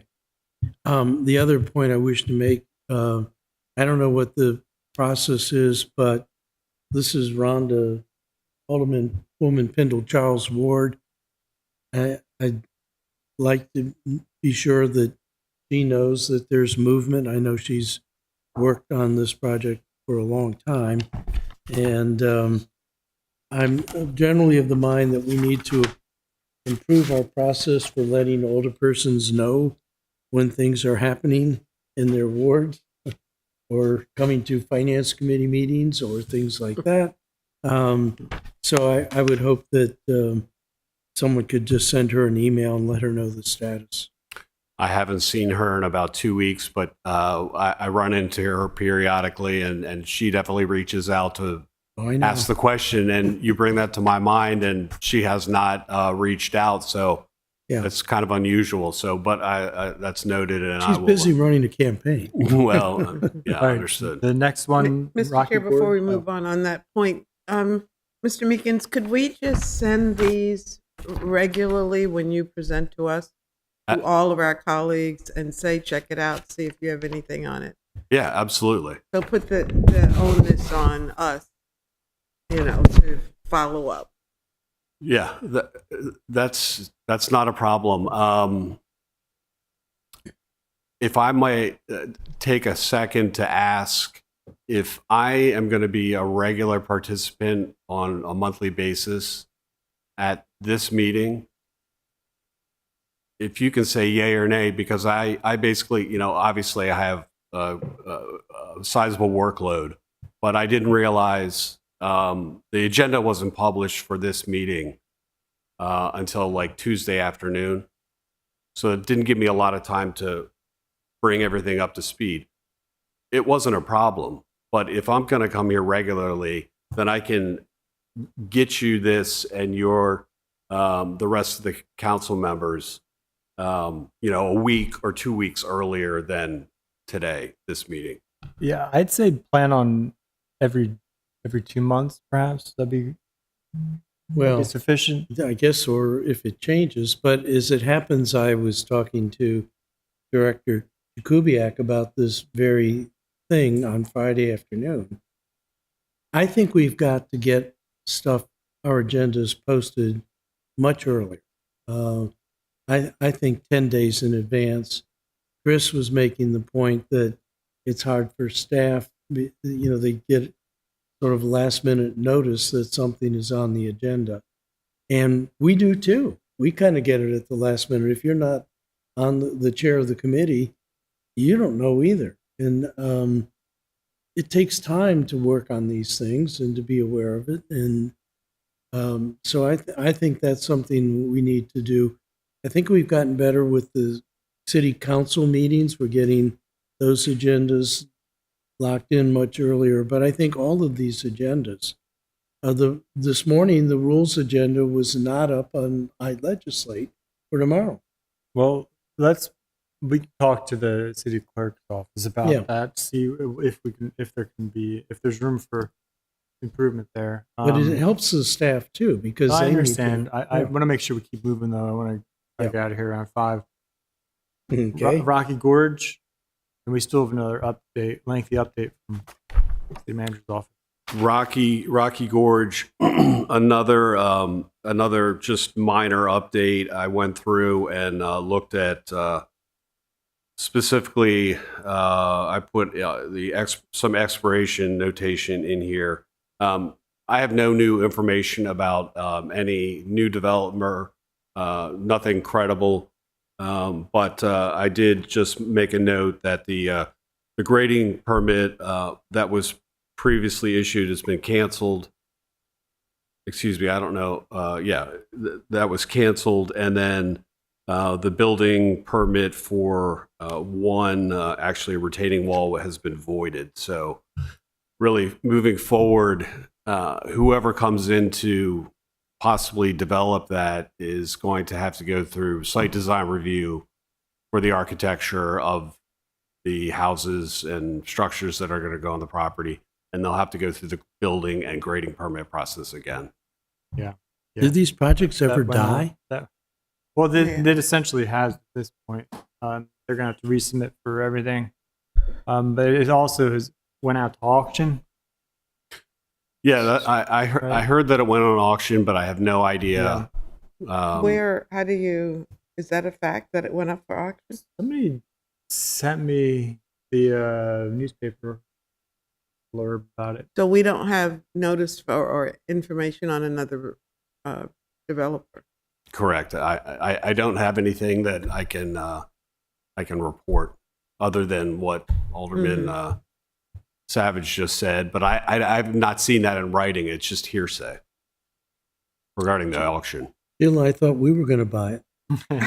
Well, I was hoping. That's why if it was up for auction, that's a problem. They skirted us. Yeah. I'm going to call him, though. I'll let you know if I learn anything. All right. And last one on here, Village of Providence Point. Yeah. So last one, Villages at Providence Point. The applicant, similar to Pearl Place, their plat submission, they had submitted their record plat, and it's been conditionally approved by the city. It's right now being circulated for signature.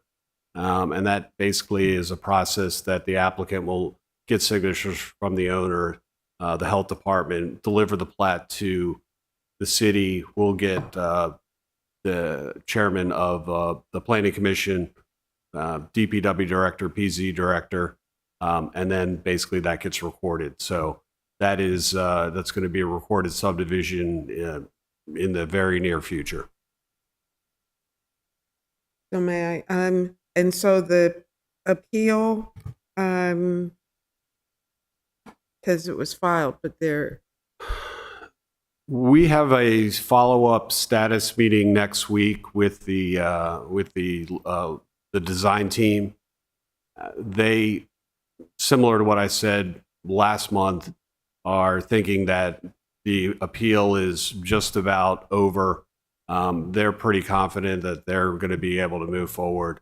but no definitive yay or nay at this time. So they're proceeding as if they will be able to construct this project. Both building and grading permits are in review right now, and they're basically coming down to the final edits. So that is it's close on the horizon to being approved. Thank you. All right. So I would like to move on. There are Thank you. No other burning questions. The other thing that I would like to just say, I guess, ask the committee, do we want to, quarterly might even work, if I'm sure that'd be better for you. But do we want to do monthly, every 2 months, or quarterly updates from staff on? May I ask, Mr. Meekins. Mr. Meekins, what do you think? What's the regularity? Or should it just be when there's significant changes? Yeah, so really the heavy lift was actually just getting this together, whatever, 3 or 4 months ago. I guess my point was in talking about the agenda, if I know ahead of time, I can update this and then circulate it around. I have no problem monthly. I mean, every other month, that makes sense too. I don't know necessarily what the mechanism would be if, something comes back to life or we've got approval. What I can do is when that happens, I can edit it and send it. And then if you want to hear from me on that agenda, then I can be available. But, Well, why don't you just plan on every 2 months? Okay. And then if we have something else, we'll just make sure we'll have to give notice. We should give them Unless a there's something, I mean, I get questions about these things all the time. But I have to admit, like on this last one, I can't tell what has changed on this one. You're giving us an oral report, so Villages of Providence Point. I'm not seeing what the new change is. So that new change is under status. The last sentence, subdivision plats are being circulated for signature. That's the change. I can certainly highlight that in, a different color. Yeah, That would be cool. Yeah, Okay. good idea. Yeah. All right. Thank you. I would like to And thank Mr. Meekins. I have to say, I've told the director that we love you coming here, so you're stuck with us. Because this is awesome. We've never had such a consolidated report. And so, thank you. All right. Thank you. I hope you all have a good day. Me too. You Thank too. you. All right. Acting City Manager Guile, floor is yours for an update from. Do we want to address Mr. Flinner while he's here first? What are you Mr. here who? for? Oh, you're just for Spa Road. Okay. Thank you. All right. First, I'd like to bring up we have the Annapolis City Intern Program and made a presentation to the interns about what we do with resilience and sustainability in the city manager's office. And one of the Ms. Dow, could you speak into the mic? You're garbled. Okay. So from the Annapolis City Intern Program, we made a presentation on resilience and sustainability and what we do. And from that, we had an intern that wanted to work with us, and we interviewed her, and we selected her to work with us until August 8th. So I'd like her to come up at this time so she can introduce herself and tell us where she's from, where she goes to school, what she's studying, and what she's working on now for the city of Annapolis.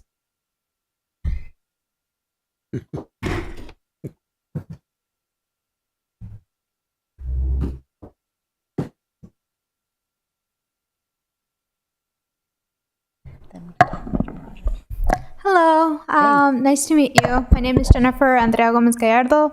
I am a rising sophomore at Boston College. I'm studying political science and history on the pre-law track. I'm here to be an intern under Jackie, and I've been working on doing some research currently on EV and how to how to transition the city fleet into being to being more EV friendly. So I've been looking at different policies from different counties and different municipalities and jurisdictions in order to provide a report, or more like to Jackie, so that we can get this legislation going. Great, thank Great. you. Thank you. Welcome Appreciate aboard. your help. She's been very, very helpful. She's looking at all of the codes, laws, policies, programs, different incentive programs in all of the Maryland jurisdictions. And she's very modest. She's on a full ride to Boston College, which is very impressive. Thank you. Thank you. Thank you. Welcome. So I highlighted for you in the highlights for this month when I sent it out that we have hired for the second environmental program position. Yes, we just completed that the other day. I mentioned last time we had 189 applicants, all but 5, I would say, are very highly qualified, could step right into this job. So it was a tough decision. I brought about 10 back for an interview, and then from that group interviewed 4 for the second round in person. So we selected Ashley Diaz. She is currently the sustainability manager for the city of Bowie, and she lives in Glen Burnie. She's doing very similar work that basically could step into the role and just learn the city. But she will have, besides project management, grants and that sort of thing, and legislative help, she will be heavily focused on communication and outreach of public education. She does a lot of that and is very good at it for the city of Bowie right now. And that's an area where we've been wanting to improve and do more. So she will start with us August 21st. Excellent. Yep. Did she help with some enforcement? We're going to have to talk about enforcement and how we handle that. So we're pretty busy, and I'm going to have her fully working at maximum very quickly. So that's something, that's a discussion to have with planning and zoning. Planning and zoning really does not want to focus on environmental law enforcement.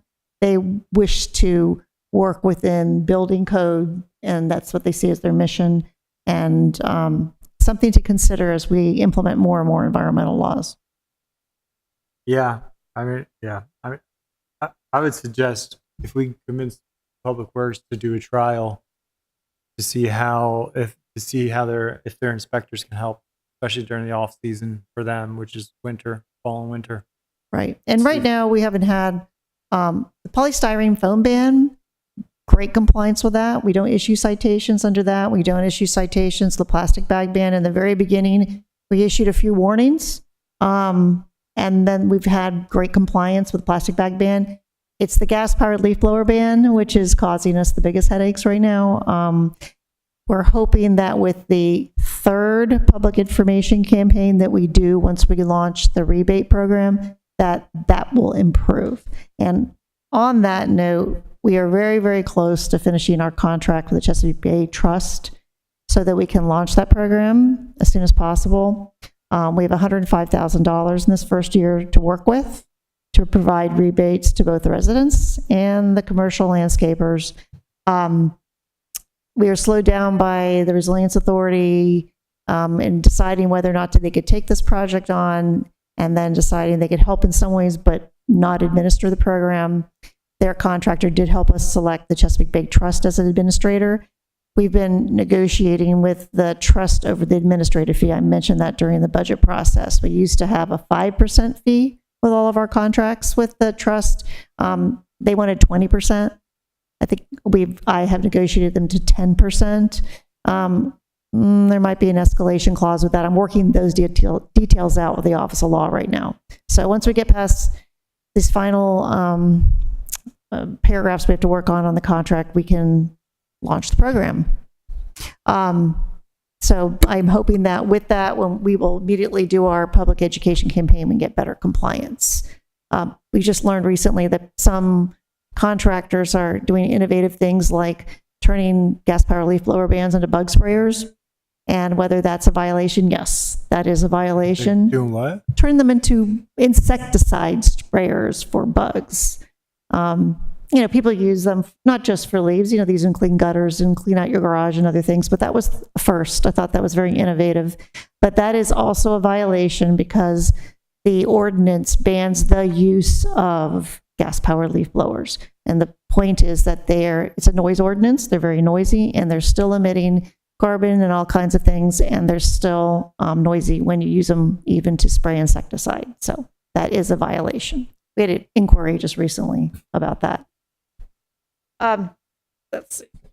We've had a lot of success lately in funding and being able to start programs that we've been working on for several months. I just want to highlight some of those since we are running out of time anyway. Let's see. Okay. On page 2, with our LED retrofit technology, we had the funding was provided in FY26 to contract with an outdoor street light efficiency consultant. One we had identified was Tanko Lighting. The point of that project was to do a feasibility study about whether it made sense for the city to acquire all of our utility poles that are lights and change them to LED. And that study, we're moving forward with that. We're going to put out the contract with Tanko to do the study and the feasibility analysis. Their estimate initially is that by changing our infrastructure ownership and maintenance programs, we could save over $6 million over a period of 20 years. So they're going to do that study for us and make recommendations. We're moving forward with that. Then on page 3. On the lights, Yes. are you thinking at all about when we're doing the LED lights integrating cameras? So that is an option. We can look at that. We mentioned to them that we had spoken to BG&E and some other contractors before about multiple uses on utility poles, and that's something we can explore. All right, thank you. Okay, on page 2, under ecological enhancement, I have the demonstration program to build green roofs on city bus shelters. That legislation did pass, and now we are charged with implementing it. I was going to have a kickoff meeting with transportation and central services this week, but we had to change it till next week. We've already gone out and identified some potential bus shelters to use for the demonstration project. We did that earlier this year, but now we're going to get together and talk about what is needed actually to do to kick this off. What are the next steps and timeline? So we'll kick that project off next week. I mean, it did pass, the resolution passed, but we never actually allocated funding. No, funds have not been allocated for it. So as staff, we'll talk about what next steps are and what we need to do, but we'll have to come back for funding. Yeah. And we have to, as I mentioned before, we need to do a little bit more research around exactly how much this will cost. We do have green roofs, as you know, on other buildings, but they're on large buildings and they're not on bus shelters. It's a little bit different. But with Public Works had already identified a company to do their maintenance work on our existing green roofs, so they are a good potential source of doing this project and to help us estimate what it would actually cost to do. And just so you're aware, at yesterday's the Transportation Committee meeting, Yeah. there is a Safe Routes, you were there for a little bit, I think, the Safe Routes to Transit program that the county is heading up, but we are a part of that. And so the bus shelters may be seeing some changes as that program rolls out. So I would suggest, I think it might be prudent just to kind of maybe gather some information, but maybe hold off on this until that's settled. Okay, Marcus is more as part of the group that I'm working with, so I'll definitely speak to Marcus about that. Okay, making a note. All right. All right, on page 7, under resilience building and habitat and ecosystem restoration, we have the Severn River Watershed Resilience Project. I mentioned this before. This is the 5-year grant that we received from MDE and DNR. And in the first year, we had nominated, overall, between the city, the county, the Resilience Authority, and all of the stakeholders were involved, we had identified about 40 different projects. So we could select 10, depending on funding for the first year. Which one are you on? Page 7, Severn River Watershed Resilience Project. Yes, this is a state grant under a state piece of legislation. The city submitted a grant through the Resilience Authority with the county, and we were selected as the urban group that would receive funds under this grant program. So we'll receive $2 million in the first year, this year, and there have been a number of projects identified between the county and the city. The city did, I think we did well in the end. I didn't expect as many projects to be funded in the city. I can't tell you exactly where they are yet. There will be a press release later this month, and at that time, this will be finalized. So this being a public meeting, I can't really say which ones they are, but I can tell you that there's some stormwater projects, stormwater control projects in a parking lot of a major shopping center within city limits. There's one at a church, and there's one at a park, a major park within city limits. There's also an oyster restoration component to this through the Oyster Recovery Partnership, and that's through the city and the county, but there are some likely spots off on the Severn River off of the city shoreline where we'll have oyster restoration projects. But more specific information to come at the next time I report when the press release goes out. It'll go out probably at the end of this month or early in August on those programs. And then we have 4 more years of funding for other projects. These aren't the only projects. This is just the first year priority projects. And then on page 8, Hawkins Cove, the applications for permits to Maryland Department of the Environment and Army Corps of Engineers were submitted in June based on our 30% design. Army Corps takes quite a while to do the review. They will have comments, there will be revisions made, and then after we receive that feedback from these major permitting agencies, we'll have more public meetings as the design progresses there. However, the city already was the recipient of another grant associated with Hawkins Cove, and that was mostly to make trail improvements connecting Hawkins Cove and Primrose to Truxton Park. That work is beginning now in design and then in construction, and we should have a ribbon cutting by fall on the improvements to the trail system there. On page 9, under other projects, the smart lighting pilot program, the city was selected to move to the next round of applications for smart lighting technology pilot project. That's with US Ignite. Again, another opportunity to look at our utility poles and have them perform other functions such as increased Wi-Fi, cameras for safety, and other things that you may be interested in, Alderman Arnett.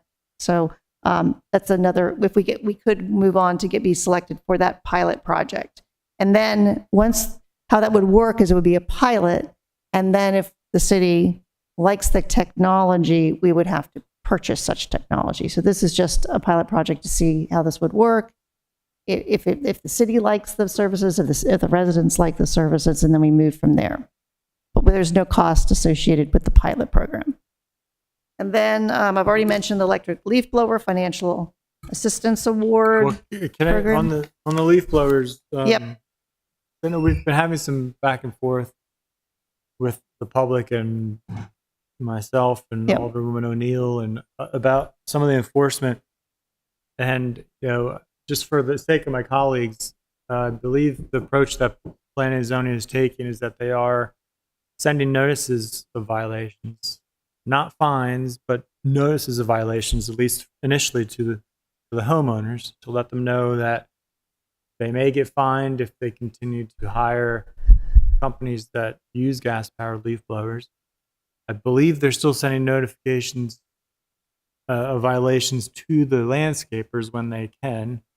And as far as fines, I think it sounds like they're having problems issuing fines to the landscaping companies because some of them are very nebulous and hard to actually nail down an ownership, physical address. A lot of these are just probably unauthorized businesses that are operating, so it makes it difficult for staff. That's why it sounds like they're starting to potentially fine homeowners. Yes. But at least I would suspect once a homeowner gets a notification that they're violating, they're not going to repeat it because they're not going to want to be liable. But Do you have anything beyond that? No, that is accurate. That is the approach planning and zoning is taking. The citations will go to the homeowner, the property owner, if there is a violation observed. The only thing I guess I would offer to that would be, I was having this conversation a little bit over email with Mr. Manassa, is they also don't feel comfortable issuing fines unless it's witnessed, or presumably if they have some really good video documentation. But it sounded like they were not quite comfortable with the photograph unless it clearly showed something being used on somebody's property. And so I guess I think the public might need some clear guidance on how to report, because the alternative to that is to actually have staff just go out during certain times of day and do a proactive enforcement. So they go and look for landscapers and actually do it themselves and take the documentation. Right. But that is a steep ask. Although I think, again, once this initial enforcement phase is done, we probably won't have to do as much. So have you been having discussions with staff about how to do that? We have not yet had done that, but I think once my plate is a little lighter next week, I can start doing that. So yes, the issue that planning and zoning has is that if someone contests the citation and they have to go to court, then planning and zoning prefers that they observe the citation so that they can directly testify to it. They do not feel as comfortable with photo evidence. They feel like they would need the person who took the photo to be willing to go to court. And they have found in the past that that does not occur. That they show up for court, they don't have a witness, dismissed. Yeah, but usually when the city they used to take all the municipal infractions at once. Gary Elson used to do that. And so he would have the appropriate staff with him to Right. provide the testimony. And when I did it, I'd have a folder of photographs and everything to give to the judge. But 90% of the time, the judge would either get it done with quick, or city attorney would make some kind of deal and say in the hallway, well, if you want to pay half the fine, don't have to drag it to court. Right, exactly. This isn't going to be easy, though. I hired a new lawn company, and I was upstairs and I heard a gas-powered motor, and I rushed down in a panic. It was a gas-powered weed whacker. Mm. Sounds just like a Oh, leaf yeah. blower, but we need to really outlaw all gas-powered, including the lawnmower. They also had a gas-powered lawnmower. The state has already done that on state property. So, I'll let you lobby Yeah. your next alderman. Yes, well, They- he's going to be busy fighting a 90-slip marina. I do have a question because there is some inconsistency because citations are being given. And 2 months ago, at least, when Pastor Shelton came out to a council meeting, I thought it was addressed, and it was not addressed. It has since been addressed. But some people are getting fines and some are not. No. And so I'm hoping that has been corrected, and that those people who are given fines prematurely know that they can let the city know, and that will be addressed. that was the only citation that was issued. So there are not any other ones to address. Well, I would hope not, but the only one goes to a very local, large local church in our community. Doesn't speak well for us. That was when we decided to start. We had done enough warnings and we're going to start citations, and they happened to be the first citation. But then, as you know, we had that waived, and further discussion with enforcement is going to happen with planning and zoning. Well, I thought you just said no one was given any citations. They and weren't. They were still not. But then given- we started enforcing with citations, and the church happened to be the first one that was caught because planning and zoning actually observed that violation occurring, and they felt confident there was a real violation, and so they issued the citation. I'm sorry. I thought you just said in your report that no one had been given any citations. No one had before that time, before the church Oh, so, received one. okay, now you're saying no one before that time. Yes. But this has been a couple months ago. But the impression I got from what you said was that no one had been given citations, that there was a warning period, You have another announcement going out to let everybody know. There's no no, I did say that. We had warnings initially, then we were enforcing. The church happened to be the first one. To my knowledge, no other citations have gone out from planning and zoning. They may have. Sometimes it's up to their discretion whether they warn or they give a citation. I have not directed them to do warnings. And I'm going to have a further discussion with them so that it's being consistently applied. We know what kind of either video or photographic or in-person evidence is required by planning and zoning for them to issue a citation. So we'll work that out with planning and zoning.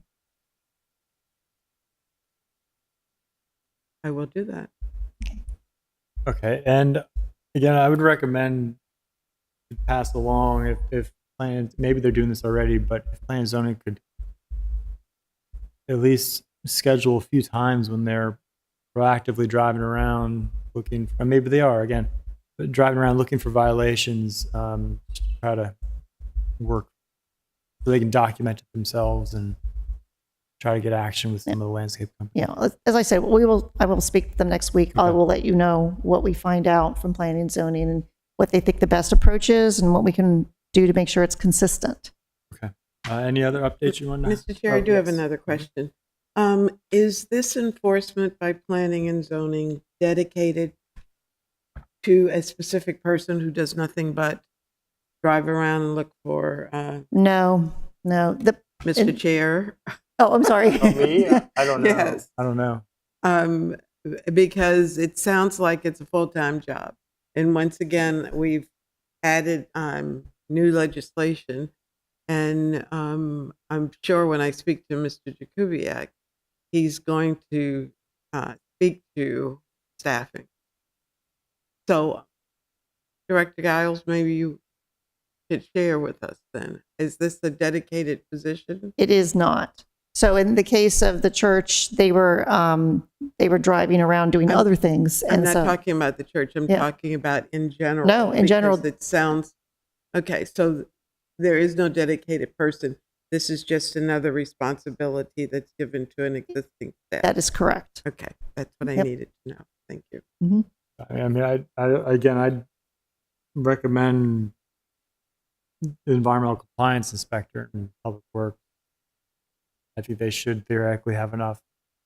We used to only have one, now we have two of those inspectors, and Well, I believe they are staffed, Public Works is staffed for 3. I think there's an open position right now. But I will revisit this with Director Vogel. When I first approached him, he was not open to that idea, but it does make a lot of sense for the environmental inspectors who are driving around doing inspections at development sites to also, and looking for illicit discharges, that sort of thing, to also be able to enforce this law as well. okay. Let's move on. What's the Yep. next update? Okay, so just to highlight on the same on page 10, with the task force to study houseboats, floating homes, and commercial marine vessels. That task force has met 4 times now. They had just submitted on July 9th, their second progress report, which states that they have finished their report. They have solicited public input. They were very active in setting up with the harbor master a way for the public to provide information on this topic, as well as to review the draft report and make recommendations. So the next step is, in the next 2 weeks, staff will be commenting on the draft report, and those revisions and suggestions will be incorporated. And then I will schedule and then the report will be provided to council, hopefully by mid-August, and we will schedule a work session to present the report and the recommendations to council in September. I thought there was going to be a meeting just simply for the public to come and give input at the end of this month. No, they set up a portal where the public could provide information, and that the public is always been able to view their meetings. But they set up the portal for the information to come to them and then also comment on the draft report. They received 17 comments from the public. Public portal. Okay. Okay, and then on page 11, we have Municipal Investment Fund. The city was successful in getting a $250,000 grant. It goes to the Resilience Authority. So we identified the grant, went to the Resilience Authority, asked them if they'd be interested in applying with us for this, because this is the kind of, these funds are the kind of thing that the Resilience Authority has been trying to do. They've been very reliant on grants for their funding for projects, and the whole point of the Resilience Authority was to diversify into all kinds of other funding streams, including private investment. And this grant provides technical assistance in exploring different ways to raise money for an organization such as the Resilience Authority to address energy efficiency. This one's dedicated mostly to energy efficiency infrastructure projects. So we were successful. We got that grant, and we'll be working with the Resilience Authority with the technical assistance part of this grant.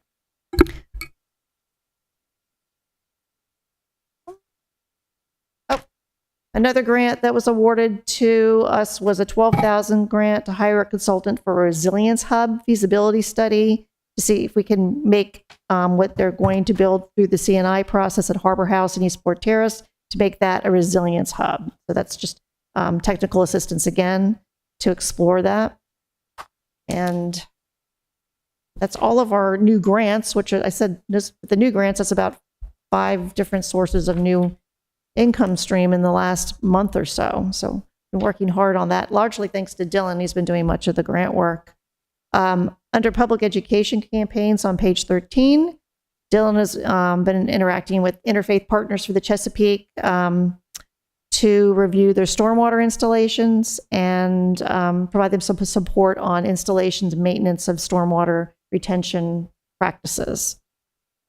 Next week, we will have a delegation of college and graduate students from Russia that are studying public administration and sustainability, environmental sustainability and policymaking around different U.S. cities. They will be in D.C., I think, this week and coming to Annapolis next week. They wanted to hear from us about our policymaking around environmental initiatives and resilience and sustainability. So Dylan and I will be making a presentation to them. The mayor is going to talk to them about City Dock, and then I will take them on a walking tour down at the City Dock area and talk to them about some of our challenges from climate change and ways we're going to address it here in the city. And that's it, as I have for highlights.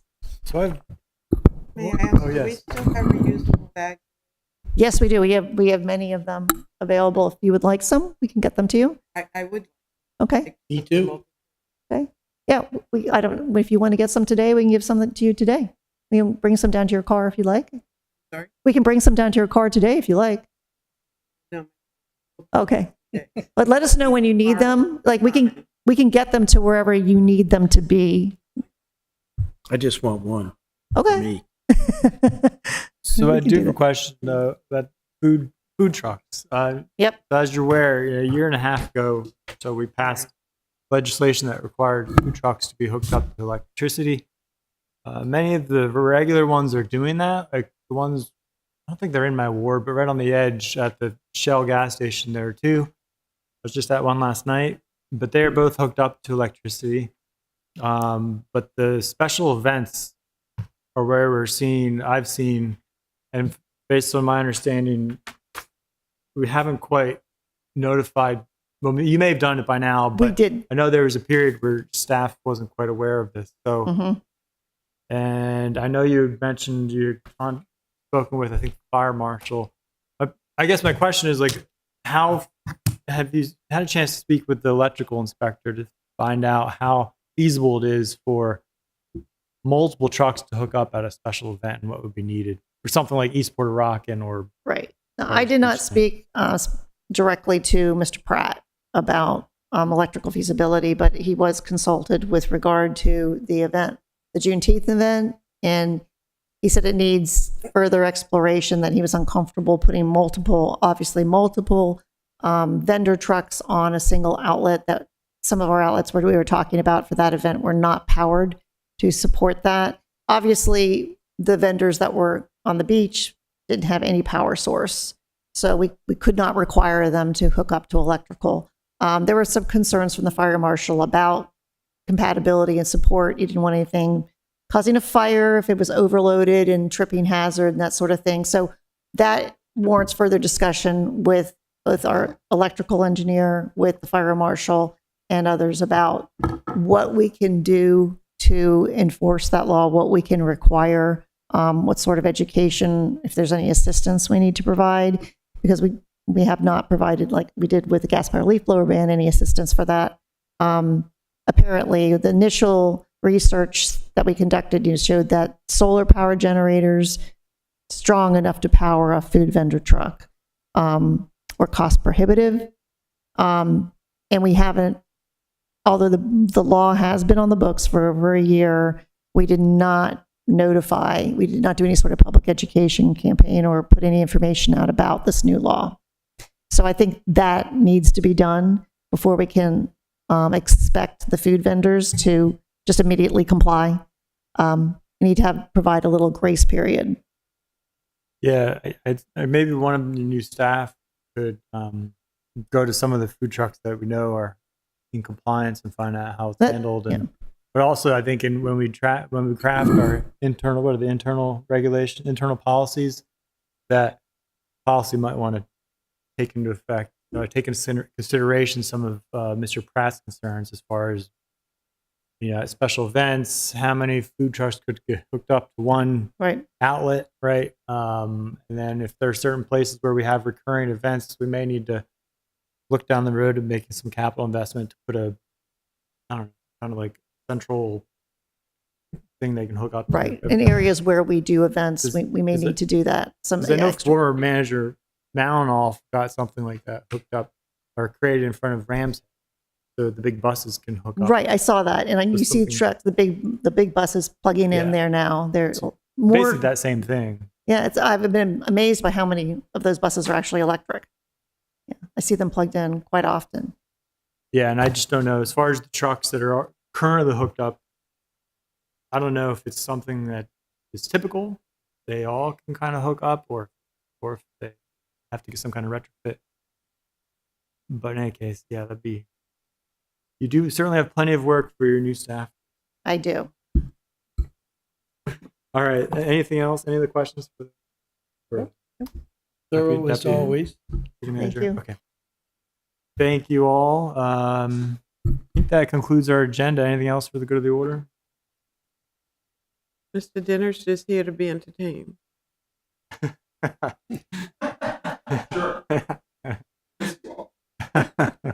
Well, good. We missed you too. Do you want to announce a plant sale or something? No, this is for my yard. Nobody else. All right. Is the motion to adjourn? So move. Second. All those in favor, please say aye. Aye. Meeting is adjourned. Thank you, everybody.